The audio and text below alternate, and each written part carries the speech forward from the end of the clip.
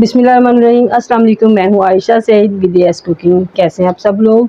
उम्मीद है सब खैरियत से होंगे। आज मैं लेके आई आपके लिए बहुत ही ज़बरदस्त सी रेसिपी। बस बल्कि रेसिपी क्या है, इसको आप अपनी सेहत का राज कह लें। अगर आपके जिगर में गर्मी है, फैटी लिवर है या हाथ पाँव की तलियाँ जलती हैं, तो ये स्पेशली आपके लिए। सिर्फ आप एक हफ़्ता करके देख लें, तो उसके बाद आप इसको खुद ही नहीं छोड़ेंगे, फिर आप खुद ही इसको रेगुलर इस्तेमाल करेंगे। तो चलिए जी हम रेसिपी की तरफ चलते हैं। इससे पहले अगर आप न्यू हो तो मेरे चैनल को लाइक और सब्सक्राइब कर लें। सबसे पहले हमने लेना है खूबसूरत सा कद्दू लेना है, और 2 से 3 डंडियाँ हमने लेनी है हरे धनिया की, और ये डंडी समेत ही ऐसे लेनी, पत्ते नहीं उतारने। और 2 ऐसे हमने पुदीने की डंडियाँ लेनी, और ये भी पूरी लेनी है। तो कद्दू को हमने सबसे पहले पील करके कट कर लेना है। कद्दू का मैंने ये छिलका उतार के इस तरह से कट कर लिया। इसको अब हमने लेना है एक जग ग्राइंडर का, ये इसमें डाल देना है। और साथ ही हमने ये 2 डंडियाँ पुदीने की और 2 धनिया की डाल देनी ऐसे साबुत ही, और 1 गिलास पानी डाल देना, और इसको हम निकाल लेना ग्राइंड अच्छी तरह से।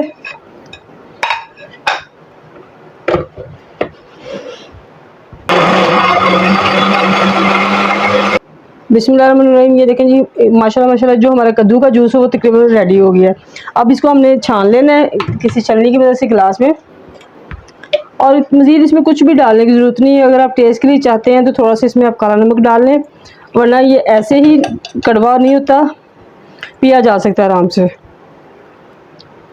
बिस्मिल्लाहिर्रहमानिर्रहीम। माशाल्लाह माशाल्लाह ये जी हमारा जो कद्दू का जूस है वो रेडी हो गया है। तो आप इसमें चाहें तो टेस्ट के लिए हल्का सा काला नमक डाल लें, वरना आप ऐसे ही पी लें, ज़्यादा बेहतर है।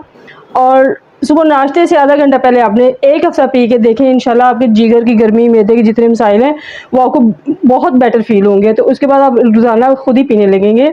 बहुत ही ज़बरदस्त सी चीज़ है आपकी सेहत के लिए, ये आपकी सेहत का राज है। तो आप भी ज़रूर ट्राई कीजिएगा। मेरी वीडियोज़ अगर आपको अच्छी लग रही हो तो फीडबैक ज़रूर दीजिएगा। मुझे आप इजाज़त दीजिए, दुआ में याद रखिएगा। अल्लाह हाफिज़।